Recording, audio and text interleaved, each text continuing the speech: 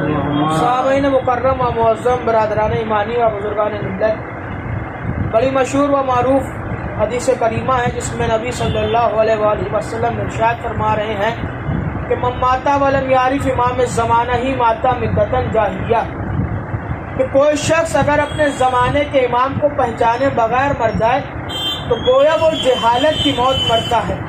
यानी अगर किसी को अपने वक्त के इमाम की मार्फत नहीं है, उनको नहीं पहचानता है, तो उसकी मौत जो होगी वो जहालत की मौत होगी, और जो जहालत की मौत होती है तो वो सबसे बदतर मौत होती है। तो इसलिए नबी ने इरशाद फरमाया कि देखो तुम जिस ज़माने में भी रहो अपने इमाम की मार्फत हासिल रखो। देखिए यहाँ पर पहचानना और मानना दो लफ्ज़ होते हैं। यहाँ पर कुछ लोग मानते हैं और कुछ लोग पहचानते हैं। अब जो मानते हैं तो वो अली को चौथा मानते हैं, और जो पहचानते हैं वो पहला जानते हैं।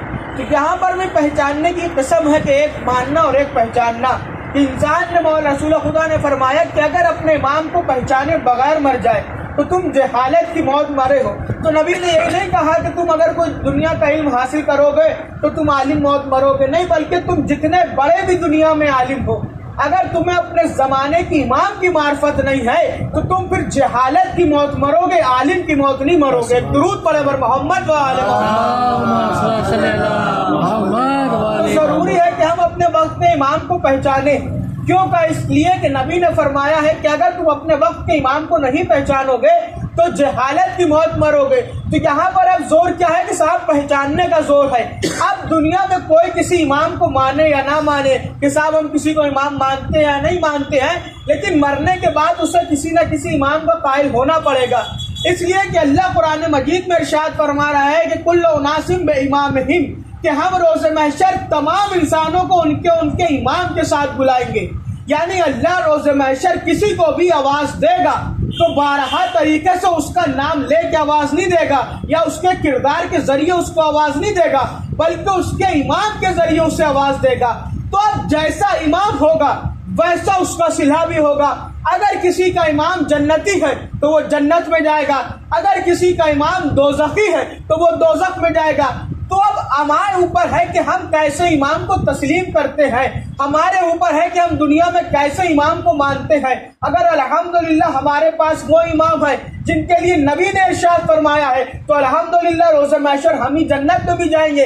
अगर हमने उन इमामों को चुना है कि जिनके लिए दुनिया ने बताया है तो अल्हम्दुलिल्लाह जिन्होंने उनको माना है वो दोज़ख में भी जाएंगे। क्यों का? इस वजह से कि नबी ने ये जो हदीस कही कि देखो तुम अपने इमाम को मार्फत हासिल करो ज़माने के, तो नबी ने बताया भी कि इमाम कौन है। हदीस भी बताई कि कुल्लुना मोहम्मद, हमारा पहला भी मोहम्मद, हमारा आखिर भी मोहम्मद, हमारा औसत भी मोहम्मद, और हम सब के सब मोहम्मद हैं।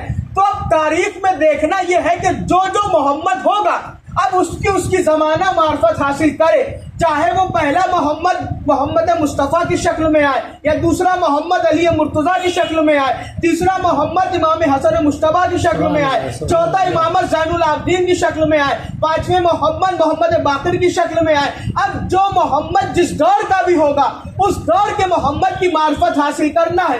अगर हमको अपने दौर के मोहम्मद की इमाम की मार्फत हासिल नहीं है तो हम दुनिया में जितने बड़े भी काबिल हो जाए लेकिन हमारी मौत जहालत की ही कहलाएगी। बड़ा बर मोहम्मद व आले मोहम्मद। तो रोज़े महशर किसी न किसी एक इमाम को मानना पड़ेगा कि अल्लाह तुमको उनके इमाम के साथ शुमार करे, आवाज देगा।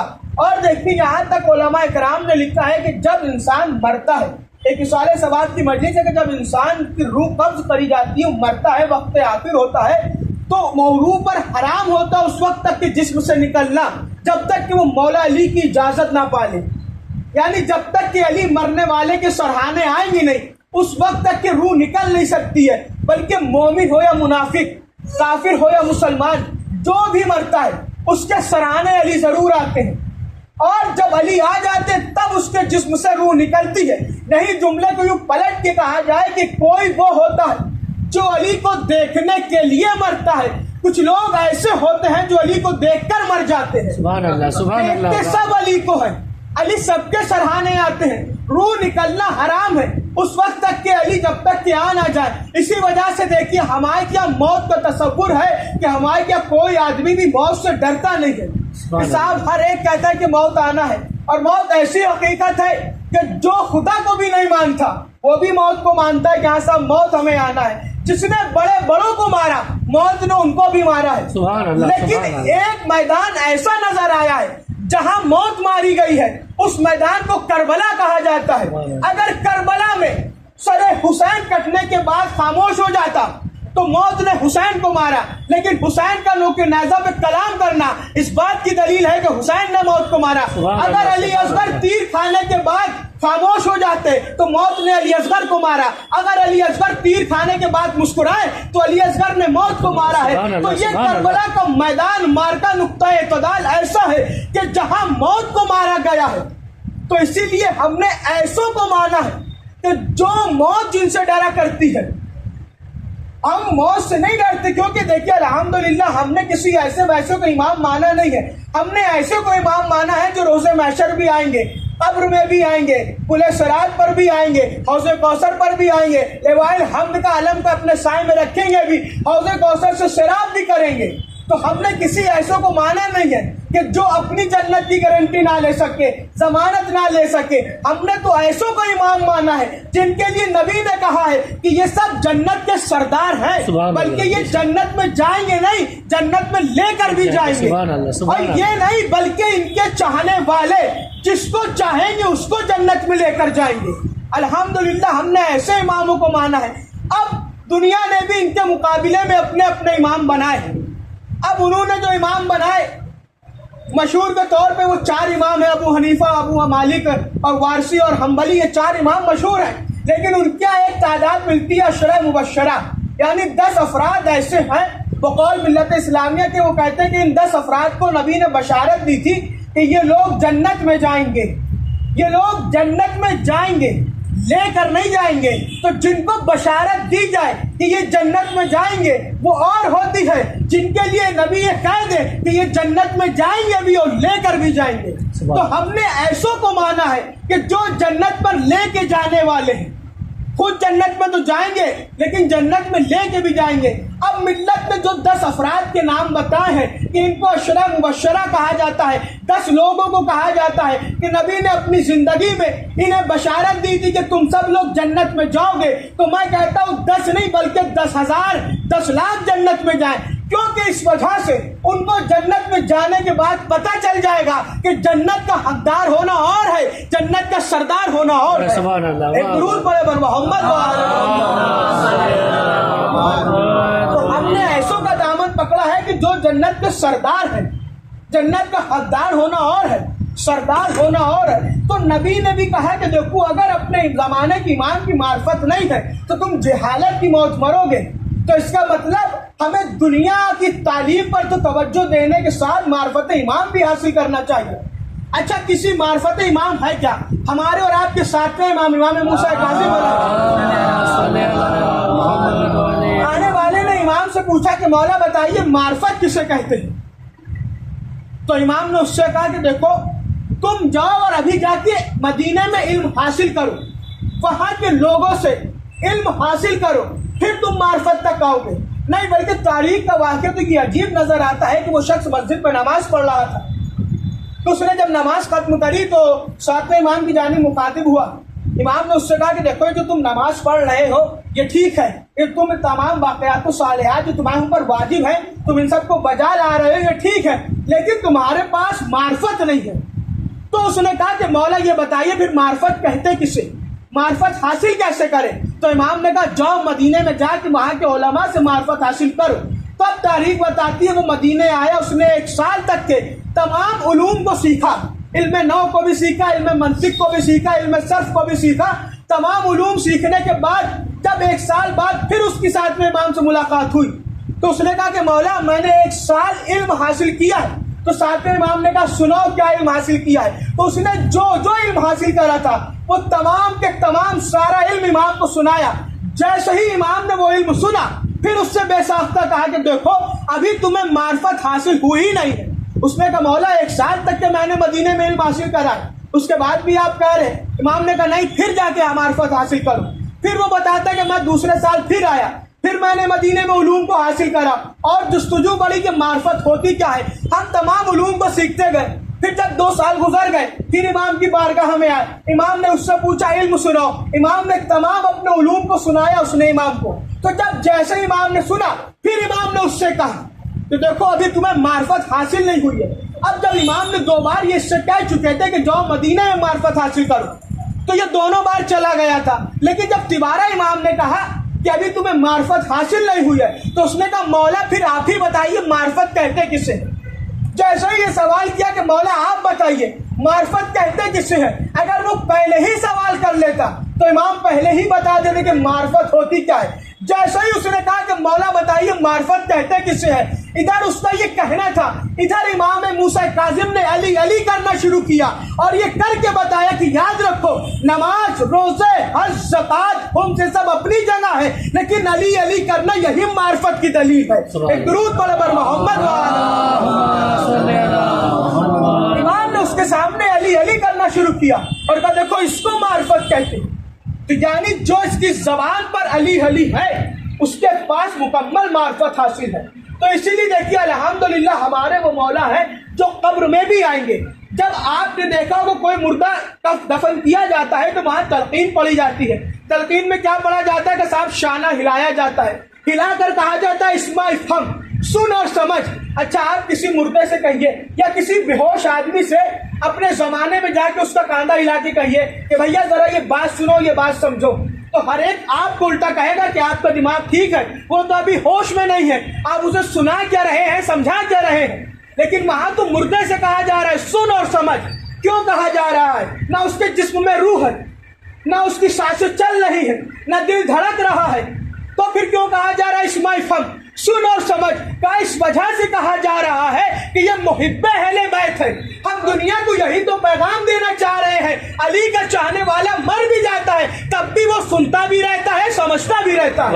तो जिसका चाहने वाला मर जाए तो वो सुनता भी रहता है, समझता भी रहता है। तो जिस रसूल का, जिस अली का चाहने वाला मरने के बाद भी सुनता भी है, समझता भी है, उस नबी को हिज़्यान कैसे हो सकता है कि मिल्लत उसके लिए कहती कि साहब नबी का नौज़ुबिल्लाह दिमाग ठीक नहीं था। आप पढ़िए जाके लोगों ने लिखा कि जिसका चाहने वाले से कहा जा रहा है इस्मा इफ़हम, सुन और समझ।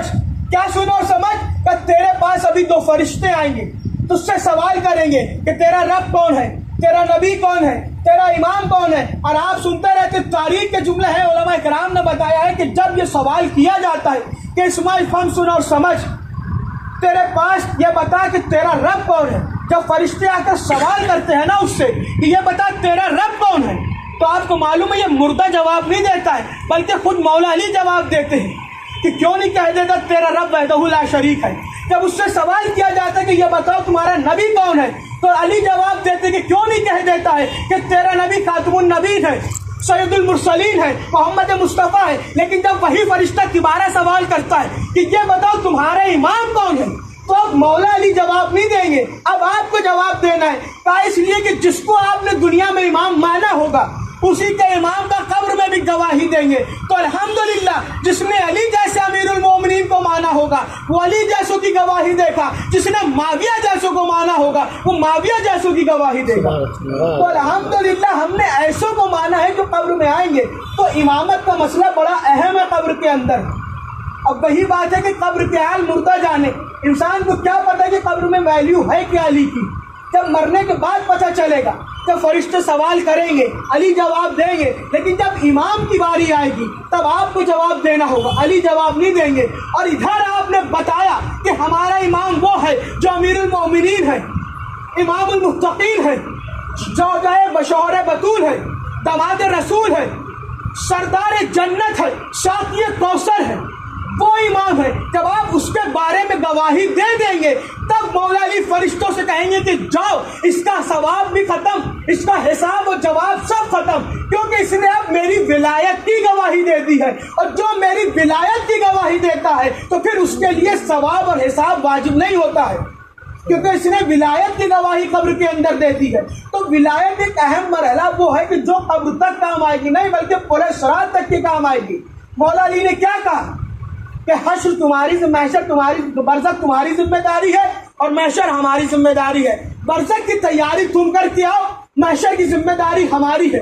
कि महशर में तुम्हारी निजात हम करवाएंगे। लेकिन कब निजात करवाएंगे? तब निजात करवाएंगे कि जब अली की विलायत को आप कबूल करते होंगे, एतराफ़ करते होंगे, इदराक करते होंगे, तब मौला अली आपकी ज़मानत लेंगे। तो मरने के बाद पता चलता है कि अली है क्या। जीते जी तो हर एक कह देता है कि ये अली के फ़ज़ाइल कहाँ से पढ़ दिए, ये कहाँ से पढ़ दिए। मरने के बाद पता चलेगा कि अली है क्या, कहाँ कहाँ से अली के फ़ज़ाइल पढ़े गए हैं। तो अली वो शय का नाम है जो कब्र में भी आएंगे और बल्कि हौज़े कौसर में शराब भी करेंगे, साक़िए कौसर से। इसीलिए मौला अली को साक़िए कौसर कहा जाता है कि ये कौसर से शराब करने वाले हैं। किसको शराब करेंगे? तो अपने चाहने वाले को शराब करेंगे, बल्कि शराब ही नहीं करेंगे। अली वो है जो जन्नत और जहन्नम को भी तकसीम करेंगे। अगर ये जन्नत से कह देंगे कि मेरा है तो जन्नत में आ जाएगा, दोज़ख से कह देंगे कि तेरा है तो दोज़ख में चला जाएगा। तो अब आपकी समझ में आया, अली उस ज़ात का नाम है कि जो फ़कत शराब नहीं करेगा, कब्र में नहीं आएगा, बल्कि जन्नत और दोज़ख भी तकसीम करेगा। तो अल्हम्दुलिल्लाह हमने ऐसों को माना है जिनके पास ये ज़मानत है, जिनके लिए नबी ने कहा है कि ये रोज़े महशर जन्नत और जहन्नम तकसीम करेंगे। हमने ऐसों को नहीं माना है जिनके लिए अपनी ज़मानत ना हो कि वो जन्नत में जाएंगे या जहन्नम में जाएंगे। एक दुरूद पढ़े बर मोहम्मद वाले। हमने ऐसों को नहीं माना। तो इमामत का मरहला ज़रूरी है। तभी नबी ने कहा कि तुम अपने ज़माने के इमाम की मार्फत हासिल करो। अगर तुम्हें ज़माने की इमाम की मार्फत हासिल नहीं है तो तुम्हारी मौत जहालत की मौत कहलाएगी। और जब जहालत की मौत होती है तो सिवाय वो हलाकत की कुछ होती नहीं। जहाँ जहालत होती है मौत में, वहाँ हलाकत होती है। हमारे के तभी देखिए इसाले सवाब तो किया जाता, ज़रूरी नहीं है कि वो मजलिस के ज़रिए इसाले सवाब हो। आप किसी को सदका दे, नियत कर ले कि फुला मरहूम के लिए सवाब, उसको भी इसाल कहते हैं। इसाल यानी किसी चीज़ को मुंतकिल करना, भेजना, उसे इसाल कहते हैं। और सवाब वो जो आप कार्य खैर करते हैं, तो इसाले सवाब उसको नाम दिया गया है। तो यहाँ पर आप कुछ भी करिए मरहूम के लिए, वो इसाले सवाब होता है। अब शबान में जाके फ़कत कब्र को सजा देना मुर्दे की काफ़ी नहीं होता है कि आप साल में एक बार मुर्दे की कब्र पर जा रहे हैं, फूलों को सजाए दे रहे हैं। देखिए ये फूलों का सजाना ये खाली दुनिया में काम आ रहा है। खाली दुनिया के लोग देख के ये तो कह सकते हैं कि हाँ साहब इन्हीं ने अपनी अम्मा की और अब्बा की कब्र बहुत अच्छी सजाई है, लेकिन मरने वाला जो उस कब्र के नीचे है उसको सवाब नहीं पहुंचेगा। बल्कि बात तो तब है जब आप ये मरने के बाद जो फूल चढ़ा रहे हैं कब्र पर, ये आपने जीते जी उनको एक फूल दे दिया होता, तब ये कमाल की मंजिलत है। भाई जीते जी तो आपने एक फूल नहीं दिया, मरने के बाद पूरी कब्रें सजा रहे हैं, गुलदस्ता रख रहे हैं, तो ये गुलदस्ता और ये फूल काम नहीं आएंगे। कुछ ऐसा करिए जो मरहूम के लिए काम हो। क्योंकि इस वजह से कि जो वहाँ देखिए वहाँ भी इंसान को जो बरसक का सफ़र मरहूम तय कर रहा है उसके लिए उसे आसानी चाहिए। और ये जो इसाले सवाब होता है यही आसानी होता है। तो जो हम हर कुछ दिनों बाद मजलिस रखते हैं 10वें की शक्ल में, 20वें की शक्ल में, 30वें की शक्ल में, 40वें की शक्ल में, तो ये हम ये नहीं करते कि साहब कि हम 10वें दिन मरहूम को याद करें, नहीं, बल्कि हम हर 10 दिन बाद उसकी मरहम्मत जो वो कर रहा है सफ़र, उसकी आसान सफ़र को आसान कर रहे हैं इस मजलिस हुसैन के ज़रिए। और मजलिस हुसैन का कमाल तो ये है कि आप कोई भी साले सवाब करिए, सदका देंगे तो वो सदका नहीं जाएगा, उसका सवाब पहुंचेगा। किसी को खाना खिलाएंगे तो वो खाना नहीं जाएगा, उसका सवाब पहुंचेगा। आप अगर किसी मरहूम की नमाजें पढ़वाएंगे तो नमाजें नहीं जाएंगी, उसका सवाब पहुंचेगा। अगर आप किसी के जरिए हज कराएंगे मरहूम के जरिए तो उसका हज नहीं जाएगा, सवाब जाएगा। लेकिन फकत मजलिस हुसैन वो मौजिज़ा है कि जो इंसान मजलिस हुसैन मरहूम के इसाले सवाब में लफ्ज को इस्तेमाल करता है, ये लफ्ज ब लफ्ज उस मरहूम के पास जाते हैं और ये कह के जाते हैं, फरिश्ते कह के लेके जाते हैं कि ये देखो तुम्हारे इसाले सवाब के लिए ये फज़ाइल मौला में आज पेश किया गया। हर चीज का बदल जाता रहा है लेकिन मजलिस हुसैन का बदल कभी नहीं जाता है। जो लफ्ज ब लफ्ज जाकिर कहता है वही उसके पास जाता है। तो इसाले सवाब का जो कॉन्सेप्ट है, जो मौजू है, वो क्या है का साहब कोई चीज़ को पहुंचाना किसी तक के।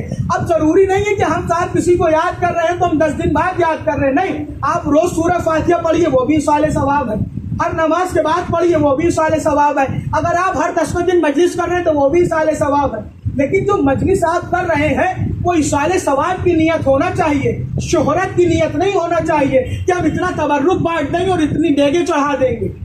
अगर उसके अंदर खुलूस है कि हाँ साहब अब हम अपने मरहूम के लिए इसाले सवाब कर रहे हैं, उनके बरज़ख के सफ़र को आसान बना रहे हैं, तब तो ये आपकी मजलिस वहाँ पहुँच सकती है।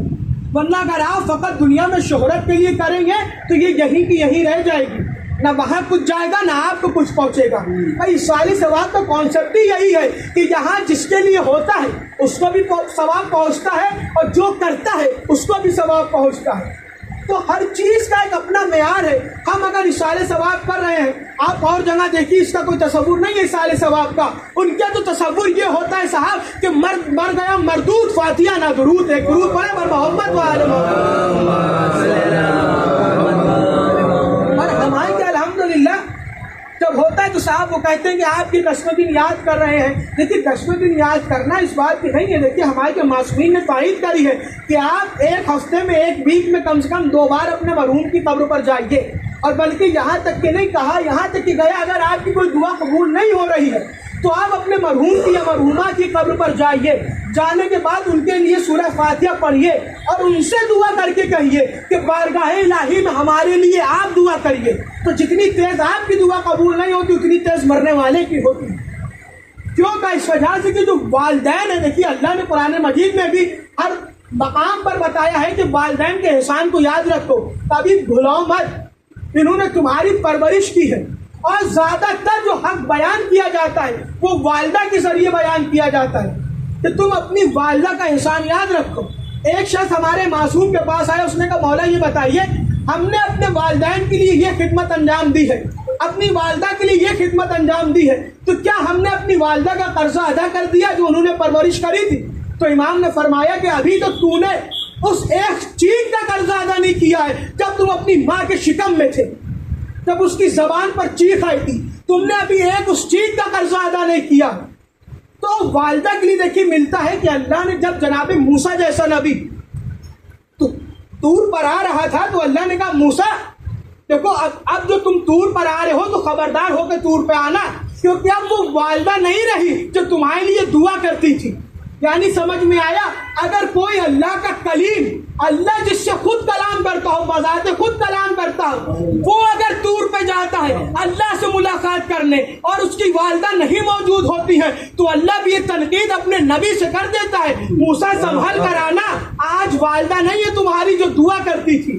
तो आपकी समझ में आया, वालिदा का मकाम वो है कि जिसके लिए अल्लाह मूसा जैसे नबी से कहे तो जो आती थी वो रोज तुम्हारी दुआ करती थी जब तुम तूर पर आते थे मुझसे कलाम करने, लेकिन आज वो वालिदा नहीं है। तो कुरान मजीद में हर जगह वालिदैन के एहसान को भी बताया गया है कि देखो अपने वालिदैन के हुकूक को भूलो नहीं, एहसास को भूलो नहीं, जो उनका एहसान है उसको याद रखो। और देखिए लायक औलाद वही होती है जो मरने के बाद याद रखे, जीते जी तो सब याद रखते हैं।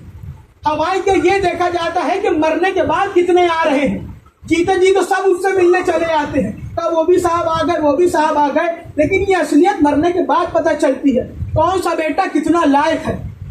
और लायक बेटे की दलील ये होती है कि वो अपने वालिदैन को याद करता रहे, जितना जितना याद करता रहेगा। देखिए जरूरी नहीं है कि वो हजारों की मजलिस करे, वो किसी के लिए भी अगर कुछ सदका दे रहा है तो नियत कर ले, इसाले सवाब है। अपने मरहूम को याद रखो, अल्लाह कह रहा, उनको कभी खफा मत करो। देखिए हमारे के अल्हम्दुलिल्लाह जो मुआशरा है वहाँ रोजाना जो है ना, आप देखिए साले सवाल के उन्वान से मजालिसें भी होती रहती हैं, कोई मगरिबैन के बाद मजालिस हो रही है, कोई 10वें के उन्वान से, और लेकिन गैरों के तसव्वुर नहीं है। वो कहते साहब आप जो ये फातिहा पढ़ते हैं ये जाती कैसे उन तक के, ये पहुंचेगी कहाँ उन तक के, ये आप तो फजूल ये सब चीजें करते हैं। अच्छा देखिए जो लोग इस बात पर एतराज करते हैं कि साहब ये फातिहा मुर्दे तक के पहुंचेगी नहीं, वो इस बात का इकरार करते हैं कि लानत लानत के हकदार तक के पहुंच जाती है। तो भाई जिस तरीके से लानत लानत के हकदार तक के पहुंच सकती है उसी तरीके से हमारी ये फातिहा भी मुर्दे तक के पहुंच सकती है। जैसे लानत जा रही है हकदार तक के, वैसे फातिहा भी जा रही है अपने हकदार तक के। तो क्या तो कॉन्सेप्ट ये है कि साहब एक बार दफन कर दिया तो कोई पुरसाने हाल लेने वाला नहीं है।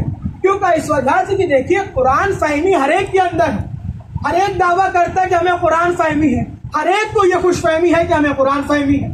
भाई कुरान कह रहा है कि तुम अपने मरहूमों को याद रखो, वालिदैन के एहसान को याद रखो, अगर आप कुरान के हाफिज हैं तो आप मुझे बताइए आपने अपने वालिदैन को कितना याद रखा। देखिए जो तंज करने वाले तंज करते कि आपको ये क्या मिल जाएगा, उन्हें क्या मिल जाएगा जो आप इतना पैसा खर्च कर रहे हैं। आप मुझे ये बताइए आप नहीं कर रहे हैं तो आपको क्या मिल रहा है?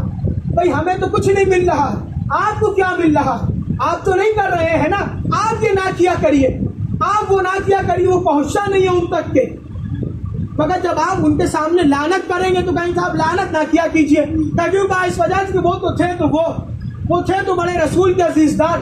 लेकिन लानत का कॉन्सेप्ट ऐसा है कि लोगों ने मौला अली की औलादों के नाम वो रख दिए हैं, बल्कि वहां वो नाम थे नहीं। आप पढ़िए, वहां नाम रखे इस वजह से हैं कि साहब उन पर लानत ना हो किसी वजह से, इसी बहाने से लानत ना करी जाए कि वो तो अली के बेटे थे, उनका भी तो नाम तो नहीं, बल्कि जिनका नाम उस्मान रखा गया है वो इमरान थे। यहाँ काफिया एक था तो नाम बदल दिया गया। तो यहाँ पर जो उन्होंने तारीफ में लोग कहते कि साहब मौला अली के बेटे के भी नाम थे, अब गैर नहीं अपने भी कहने लगे कि साहब उनके बेटे के नाम भी वो थे, उनके बेटे के नाम भी वो थे। लेकिन वहाँ जो लोगों ने तारीख लिखी गई है, और ये तारीख लिखी कैसे गई है ये भी सुन लिए। ये तारीख बादशाहों के चश्मो अबरू के ऊपर लिखी गई है। जिसने जितनी दिनहार किसी को दिए लिखने वाले को, उसने वैसी तारीख लिखी। जिसकी दिनार का वजन जितना भारी था उसने उतनी भारी तारीख लिखी कि साहब अली के बेटों के नाम। ये तारीख तो ये बताती है कि खलीफा दोम के जमाने में लानतुल्लाह थे कि इसने तो मौला अली के फजाइल की किताबें जलवा दी थी, तो खाने जलवा दिए थे कि कोई फजाइल अली के बचे ना। लेकिन उसके बाद मौला अली के फजाइल को महफूज करने की हिकमत ये की गई कि उसमें एक न एक हदीस उनके लिए लिखी गई कि वो इस एक हदीस के जरिए ही किताब को ना जलाए, वरना इस खलीफा दोहम ने तो तमाम पाबंदियां लगा दी थी कि कोई किताब अली के फजाइल में लिखी नहीं जाएगी, और जो कुतुब खाने थे भी उनको जला दिया। तो अब ये जो तारीखें लिखी गई है, जो इख्तलाफ पैदा है, ये बादशाहाने वक्त की चश्मा अबरू के जरिए लिखी गई है। जिसने जो कहा उसने वो लिख दिया।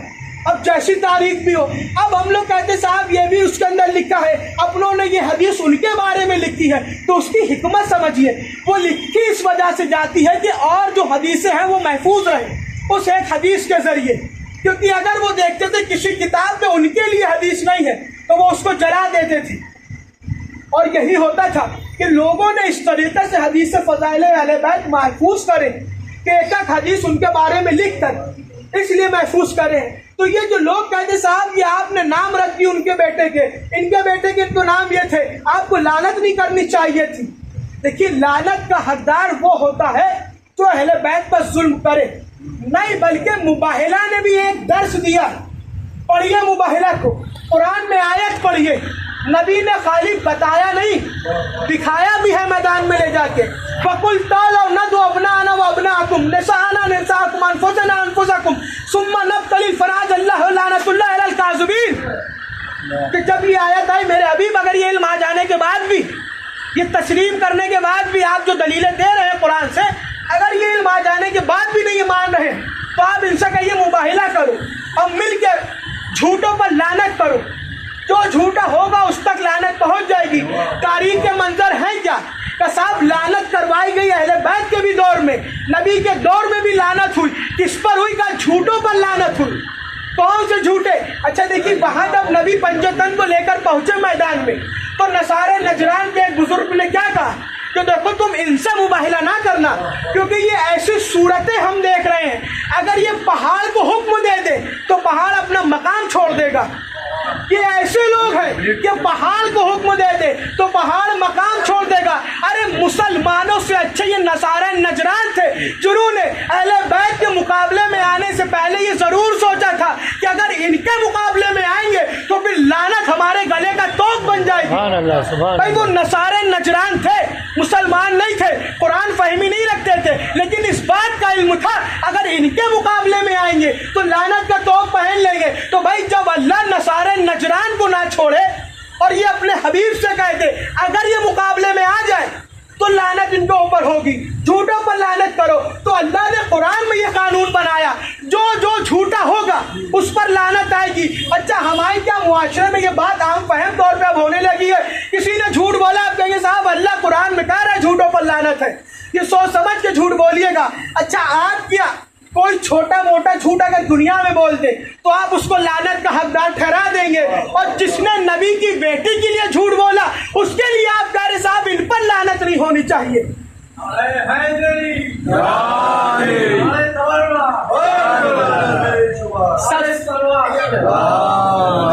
सबसे बड़ा झूठा वो जिसने नबी की बेटी की, बल्कि देखिए कहा जाए शहजादी कौनैन ने वहां पर जो आयतों का इस्तदलाल पेश किया था, क्यों किया था भाई? चाहती तो बीवी वहां पर हदीसें भी पेश कर सकती थी कि मेरे बाप दादा ने ये इरशाद फरमाया, मेरे जद्दी आला ने ये इरशाद फरमाया, मेरे शौहर ने ये इरशाद फरमाया, लेकिन नहीं, आयतें क्यों पेश करी?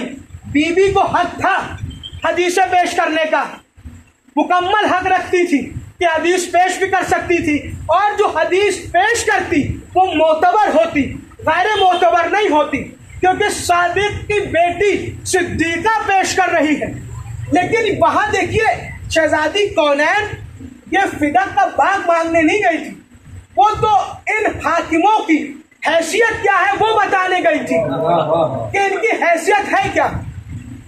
तो अब वहां पर बीबी आयतों के इस्तदलाल को पेश कर रही है, आयत पे आयत पेश कर रही है, लेकिन वहां उसने तमाम आयतों को झुठलाया एक अपनी बेटी की हदीस से कि हमारी बेटी ने तो नबी से यह सुना। देखिए आयत से आयत को रद्द किया जा सकता है, आयत से हदीस को रद्द किया जा सकता है, लेकिन हदीस से आयत नहीं काटी जा सकती है, क्योंकि जहां पर आयत आ जाती है और हदीस आ जाती है वहां पर हर एक आयत को तस्लीम करेगा, हदीस को नहीं, क्योंकि आयत जो है वो कलाम इलाही है। और शहजादी ने इस वजह से आयतें पेश करी थी तो उनको मालूम था कि ये जो सामने बैठे हैं ये वही है जिन्होंने मेरे बाबा की बज़्म में कहा था कि हमें कुरान काफी है, तो हम उनको उसी काफी से हदीसें पेश करके आयतें पेश करके बता रहे हैं। याद रखो, ना तो ये कुरान वाले हैं ना ये अहले बैत वाले हैं, ये तो सिर्फ अपने फायदे के लिए। तो जो उस दौर में नसारा नजरान अगर इनके मुकाबले में आ जाता तो वो लानत का तोक पहन लेता। तो अगर कोई दरबार में बैठ के नबी की तहरीर को चाक चाक कर रहा है और जनाब फातिमा ज़हरा को झूठा करार दे रहा है तो वो भी लानत ज़दा।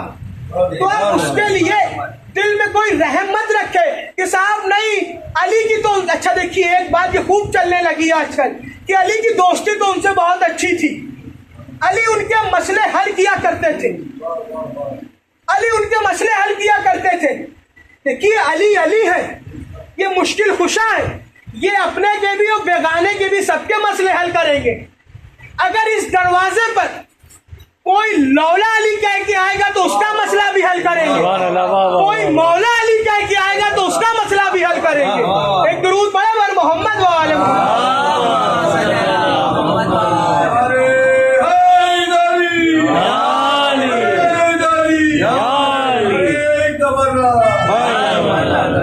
तो अली तो मुश्किल कुशा है, वो फकत कहा जाए कि मुसलमानों के नहीं हर एक के मुश्किल कुशा है, जो आएगा उसके मसले के हल देंगे, कोई भी आए काफिर है या मुसलमान है।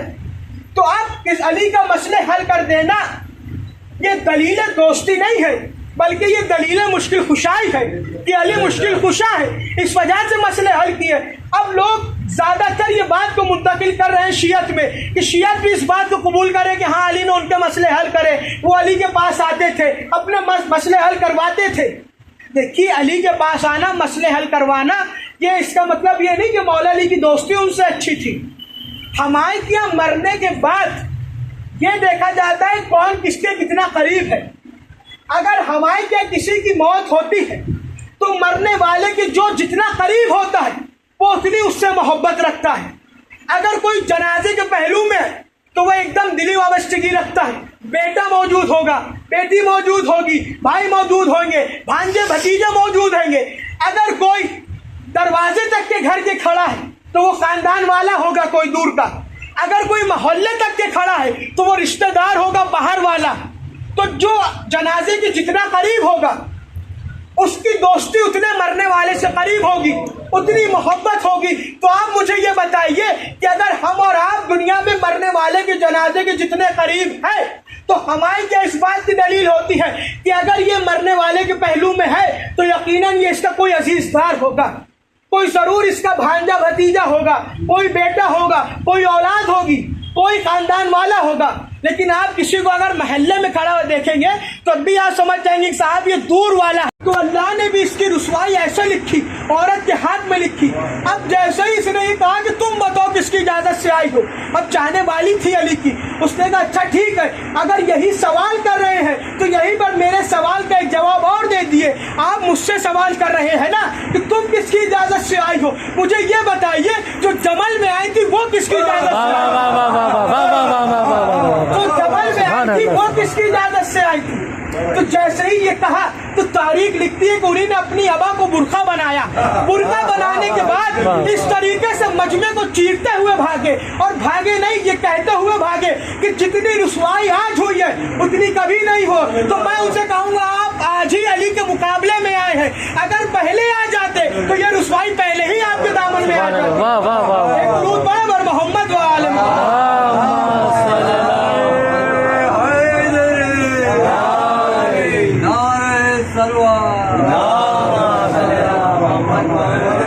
जो भी इनके मुकाबले में आया है वो जलील हुआ है, वो रुस्वा हुआ है।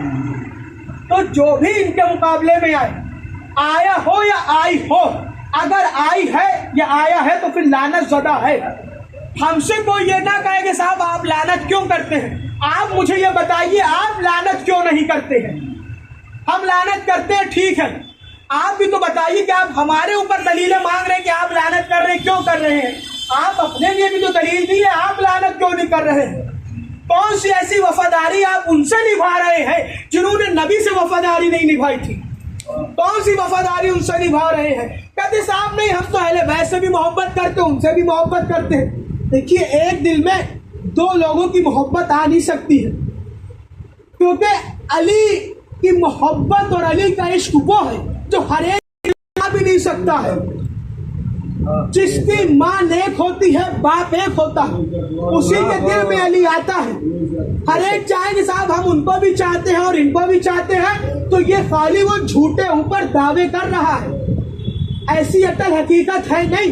आप दुनिया में अगर कोई आपके बाप के ऊपर कोई तंजिया कोई बात कह दे तो आप आस्तीने चढ़ा के लड़ने खड़े हो जाते हैं। रखिए उसके लिए भी मोहब्बत दिल में, कहिए साहब नहीं हम तो इनका एहतराम करते हैं, ये तो बड़े हैं, अरे हमारे बाप से बदतमीजी करी तो क्या करी, लेकिन है तो हमसे बड़े नहीं। वहां तो आप देखते हैं कि बाप की तौहीन कर दी। तो भाई जब वहां आस्तीनें चढ़ी जा रही है बाप के मामले में, तो यहाँ अहले बैत के मामले में भी आस्तीनें चढ़ना चाहिए।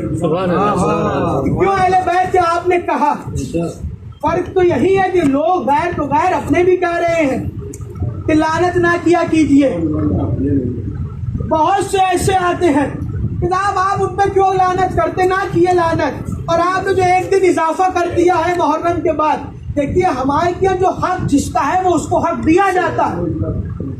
अगर किसी के लिए एहतराम का हक है तो उसको एहतराम दिया जाता है, किसी के लिए लानत का हक है तो उसको लानत पहुंचाई जाती है।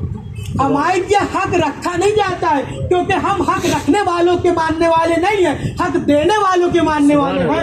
एक दुरूद पढ़े और मोहम्मद वाले। तो जरूरी है कि अपने ईमान की मार्फत हासिल करो। अगर मार्फत नहीं है तो जहालत की मौत मर रहे। और याद रखो कि रोज़े महशर अल्लाह कुरान में कह रहा है कि यौमना तो कुल लोग आसिम बेईमान में, कि हम रोज़े महशर तमाम इंसानों को बुलाएंगे उनके इमामों के साथ। अगर चाहते हो कि जन्नती इमाम के साथ शुमार हो तो किसी अच्छे को अली जैसे को इमाम मानो, अली जैसे को अमीरुल मोमिनीन मानो। वरना अगर चाहते हो कि किसी अरे गैरों को भी मान लो तो जिसका दिल चाहे उसको अमीरुल मोमिनीन कह दो। अरे नौबत तो ये है कि लोग यजीद को भी अमीरुल मोमिनीन कह रहे हैं। वो यजीद भी रजी अल्लाह थे, रजी अल्लाह थे। तो यहाँ पर क्या वफा हैदराबादी का एक शेर है, उसका मफहूम सुनते चलिए। वो कहते हैं साहब आप मियाँ मुझे ये बताइए क्या सारे रजी अल्लाह यजीद ही जैसे हैं। तो आप यजीद को रजी अल्लाह कह रहे हैं, इसका मतलब जितने रजी अल्लाह हैं आपके सब यजीद जैसे हैं। हमारे क्या हर एक को ना रजी अल्लाह का कॉन्सेप्ट है नहीं। क्या अरे रजी अल्लाह का मतलब क्या कि अल्लाह राजी हो जाए, यानी 1400 साल हो चुके अल्लाह राजी नहीं हुआ है। अरे जिनसे अल्लाह ना राजी हो वो आपको जन्नत क्या दिलाएंगे। तो हम ऐसे के दामन को पकड़े जो रोज़े महशर हमें शिफाअत करवा सके, जन्नत में पहुंचा सके। तो अल्हम्दुलिल्लाह हमारे पास अहले बैत हैं जिनका हम दामन पकड़े हैं। देखिए जीना अहले बैत की मोहब्बत में कमाल नहीं है, मरना कमाल है। वरना जीते तो बहुत अच्छे अच्छे लोग हैं, लेकिन जब मरने की बारी आती है तो लानत ना करने की बारी आ जाती है। एक दुरूद पढ़े वर मोहम्मद वाले। तो जरूरी है कि इनकी मार्फत हासिल करो। अगर मार्फत नहीं होगी तो जहालत की मौत है। और मार्फत की बुनियाद तो ये है कि अगर इंसान के शीर पाको पाकीज़ा है तो वो जरूर अहले बैत को मानेगा। किसी कबीले से भी ताल्लुक रखता हूँ, ना यकीन हो तो करबला को उठा के देखिए। खुद शबे आशूर तक के कबीला यजीद से ताल्लुक रखता था, लेकिन इधर हुसैन की मार्फत हुई तो सुबह दरे हुसैन पे चला आया, क्योंकि मार्फत हो गई थी हुसैन की। किस बिना पे मार्फत हुई थी? उसने क्या कहा था अपने भाई से, अपने बेटे से, अपने बेटे बकीर, अपने भाई मुसअब से कहा था कि मैं अपने को जन्नत और दोज़ख के दरमियान महसूस कर रहा। तो बेटे ने कहा बाबा क्या इरादा? तो हम हुसैन की जानिब से जंग करेंगे।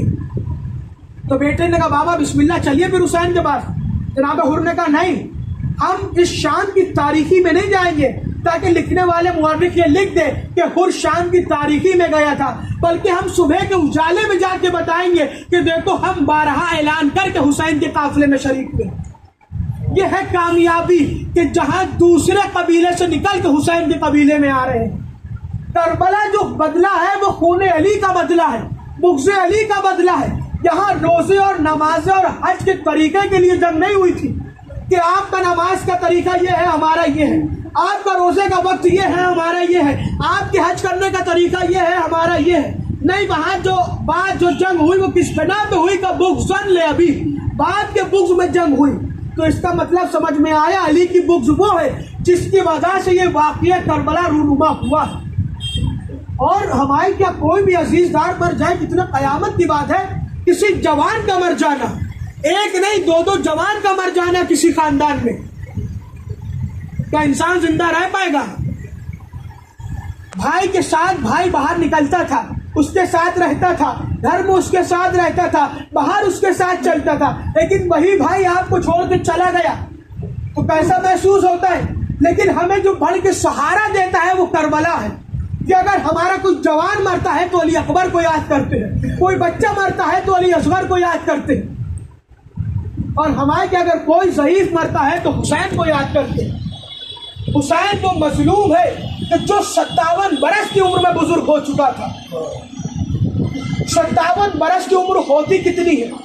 इंसान के बाल सफ़ेद नहीं होते 57 बरस में, दाढ़ी सफ़ेद नहीं होती है, कमर झुकती नहीं है। लेकिन करबला के मैदान में लिखने वालों ने लिखा कि जब हुसैन वक्त असर आया तो हुसैन की कमर झुक चुकी थी, बाल सफ़ेद हो चुके थे। 57 बरस का मेरा इमाम बुजुर्ग नजर आ रहा था। क्यों? इस वजह से कि लाशों पे लाशें ला रहा था। कभी अकबर जैसे जवान का लाशा लाता था, कभी असगर जैसे 6 महीने का लाशा लाता था, कभी ओनो मोहम्मद जैसे भांजों का लाशा लाता था, कभी कासिम जैसे भतीजे का लाशा लाता था। हाँ, हजारों लाशे पर लाशें आते थे। तारीख बताती कि ये जो करबला का जो जुल्म है ये फ़कत करबला में तमाम नहीं हुआ, बल्कि ये और आगे बढ़ा। इसने सफ़र तय किया, शाम और कूफा का जो सफ़र तय किया, तो वहाँ पर लिखने वालों ने ये लिखा है कि खालिद इमाम ज़ैनुल आबिदीन ने वो मुसीबतें बर्दाश्त करी थी कि सोची चौथे इमाम देख रहे हैं, लोग ज़मीन पर खड़े होकर, नीचे अपने मकानों से खड़े हो होकर तारुफ करवा रहे हैं कि उंगली उठा उठा करके देखो अली की बेटी ज़ैनब जा रही है, देखो अली की बेटी उम्मे कुलसूम जा रही है। बल्कि ये तो नीचे खड़े हुए मर्द हजरात तारुफ करवा रहे थे। आपको मालूम है जो छत पर औरतें खड़ी थी ये अपनी झोलियों में पत्थर भरती थी, और भरने के बाद जनाब ज़ैनब का निशाना लेकर कहती थी देखो अली की बेटी ज़ैनब जा रही है। सोचिए कैसे चौथे इमाम ये मंजर देख रहे होंगे कि जिसका नाम कभी गैर की जबान पर ना है, आज वो उंगली उठा उठा के बता रहे हैं अली की बेटी ज़ैनब जा रही है। आज तारीख बताती है काफिला दरबार यजीद में पहुंचा तो यजीद ने अपने दरबार में इस काफिले को ठहराया, कहा रोका जाए, अभी यहाँ कुर्सी नशीन आ रहे हैं, कुर्सियों को आरास्ता किया जा रहा है, दरबार सजाया जा रहा है। लिखने वालों ने लिखा जब ये काफिला ठहराया गया तो यजीद की एक बीवी हिंद थी जो अहले बैत की गुलाम रह चुकी थी। इसकी एक कनीज थी जो बाजार में आई हुई थी। इसने जब बनी हाशिम के काफिले को कैद हुआ देखा तो बेसाख्ता रोने लगी और अपनी मालिका के पास जाती है। बेसाख्ता रोती जाती है। मालिका हिंद बार बार पूछती है, अरे कनीज ये बता तू क्यों रो रही है, क्या सबब है तेरे रोने का? कहा बीबी पूछो मत, हमने आज ऐसे असीर देखे हैं कि उनकी नौयत ही कुछ अलग नजर आ रही थी। हिंद ने कहा है कनीज यहाँ तो रोजाना कैदी आते रहते हैं। कहा बीबी जो रोजाना कैदी आते थे वो और होते थे, लेकिन आज जो कैदी आए हैं ये और है। हिंद तो खामोश करवाती जाती है, वो बिलक बिलक के रोती जाती है। तारीख बताती हिंद ने एक बार अपनी रिदा को संभाला, सैदानियों का दस्ता चला, हिंद बीच में चली, इधर भी सैदानियां हैं, इधर भी सैदानियां हैं। जनाब ज़ैनब के करीब आई। आने के बाद हिंद के लिए कुर्सी रखी गई, हिंद उस पर तशरीफ फरमा हुई। इसने जनाब ज़ैनब की तरफ मुखातिब होकर कहा, बीबी ये बताओ तुम कौन से शहर से ताल्लुक रखती हो, कहाँ से आई हो? जनाब ज़ैनब खामोश है, कोई जवाब नहीं दे रही है। इसने फिर दोबारा सवाल किया, अरे बीबी मैं तुमसे सवाल कर रही हूँ कि ये बताओ कि तुम कौन से शहर से ताल्लुक रखती हो? फिर जनाब ज़ैनब खामोश रही। इसने दोबारा कहा, बीबी तुम्हें तुम्हारे हक का वास्ता है, मुझे बताओ तुम कौन से शहर से आई हो? जैसे जनाब ज़ैनब ने कहा कि हम मदीने के रहने वाले हैं, ये हिंद ने फौरन कुर्सी को छोड़ा, खाक पर तशरीफ ले आए। तो जनाब ज़ैनब ने कहा, हिंद तुम्हारा मकाम ही ये कुर्सी है, यहाँ तशरीफ फरमा रहो, यहाँ बैठी रहो, जमीन पर क्यों आ गई हो? हिंद कहती है, बीबी अजीब बात करती हो, एक तो बताती हो कि मदीने के रहने वाले हैं और दूसरी तरफ कहती हूँ मैं कुर्सी पर बैठी रही। अगर रोज़े महशर नबी ने मुझसे सवाल कर लिया, अरे हिंद मेरे शहर के रहने वाले आए थे, तुम उनके सामने कुर्सी पर बैठी थी। जैसे ही इसने कहा ये काग पर आई, बीबी खामोश हो गई। जब इसने सुना कि जनाब ज़ैनब मदीने की रहने वाली है तो ये बनी हाशिम में कनीज थी, वहां रहती थी, अहले बैत की गुलाम थी, तो इसकी जुस्तजू दिल में बढ़ी। इसने कहा, अच्छा बीबी एक सवाल और कर लूं, ये बताओ कि तुम मदीने में कौन से कबीले के रहने वाले हो? अब जनाब ज़ैनब खामोश है। इसने कहा, बीबी मैं तुमसे सवाल करती हूँ, जरा इतना तो बता दो कि कौन से शहर से रहने वाली हूँ, कौन से कबीले से रहने वाली हूँ? तो जनाब ज़ैनब ने कहा, हम बनी हाशिम के कबीले से रहने वाले हैं। बनी हाशिम का नाम सुनना था तो इसका दिल तड़पड़ाया और तड़पने के बाद कहा, बीबी अच्छा एक और जवाब देती जाओ, तुम बनी हाशिम की रहने वाली हो ना, वहां मेरे आका हुसैन रहते थे, अरे उनकी कोई खैरियत दे सकती हो? जनाब ज़ैनब खामोश है, क्या बताएं कि जो नोके नेज़ा पे सर है ये हुसैन का सर है। इसने कहा, बीबी अच्छा ठीक है, तुम मेरे आका हुसैन के बारे में नहीं बताओ तो उनकी एक बहन ज़ैनब थी, अरे कम से कम ज़ैनब के बारे में कुछ बता दो। तो जनाब ज़ैनब ने एक जुमला कहा, हिंद ये बताओ अगर तुम ज़ैनब को देखोगी तो पहचान सकोगी? क्या बीबी अजीब बात करती हो, अरे मैं और ज़ैनब को ना पहचान पाऊं, मैं तो उनकी कनीज रह चुकी हूँ। तो जनाब ज़ैनब ने अपने बालों को हटाया, कहा हिंद ये ले पहचान, मैं ज़ैनब तेरी बीबी हूँ। जैसे ये सुनना था फौरन उसने कहा कि बीबी देखो ऐसी बातें मत किया करो, तुम एक कहती हो कि ज़ैनब हो, एक तरफ कहती हो मदीने के रहने वाले हो, दूसरी तरफ कहती हो कि कबीले बनी हाशिम से ताल्लुक रखती हो। अरे हम कैसे मान ले तुम ज़ैनब हो, क्योंकि ज़ैनब तो वो है जिसके 18 जवान भाई हैं और वो ज़ैनब का ये सर से चादर और ये दरबार यजीद में बैठी होगी। तो जनाब ज़ैनब का हिंद अफसोस तो इसी बात का है, अरे ज़ैनब की कमाई करबला के मैदान में लुट चुकी है। हिंद ने कहा, ज़ैनब ने कहा, अच्छा हिंद तुम्हें यकीन नहीं होता है ना, तो तुमको मालूम है जब तुम्हारी बीबी ज़ैनब कुरान पढ़ाया करती थी तो कुरान ज़ैनब का तवाफ करता था? कहा हाँ बीबी याद है। तो जनाब ज़ैनब ने कहा कुरान मंगवा, इधर कुरान मंगवाना था, कुरान ने अपने मकाम से बुलंद हुआ, जनाब ज़ैनब का तवाफ करना शुरू किया। जैसे ही हिंद ने यह मंजर देखा तो कुरान तवाफ कर रहा है जनाब ज़ैनब का, अपने सर से रिदा को हटाई, दरबार यजीद की तरफ भागी। इतने में यजीद ने हिंद को देखा, तख्त से उतरा, कहा हिंद ये क्या हाल बना रखा है, अरे तुम्हें मालूम नहीं यहाँ कुर्सी नशीन है, रिदा को सर से संभालो। हिंद ने कहा, यजीद वाय हो तुझ पर, अरे हम गुलाम जादियों को रिदा पहनाता है, आका जादियों को दयार पर दियार बस सर पर रहना फिरा के लाता है। अरे यजीद तुझ पे वाय हो, अरे तुझ पे खुदा की लानत हो कि तू हम जैसों को रिदा पहना रहा है, लेकिन खजानी जादी की औलादों को दयार ब दयार घुमा रहा है और इस दरबार में ला रहा है, वो भी सर पर रहना ला रहा है। अला लानतुल्लाहि अलल कौमिज़ ज़ालिमीन सयअलमुल्लज़ीना ज़लमू अय्युमुल क़लबी इन्ना लिल्लाहि व इन्ना इलैहि राजिऊन।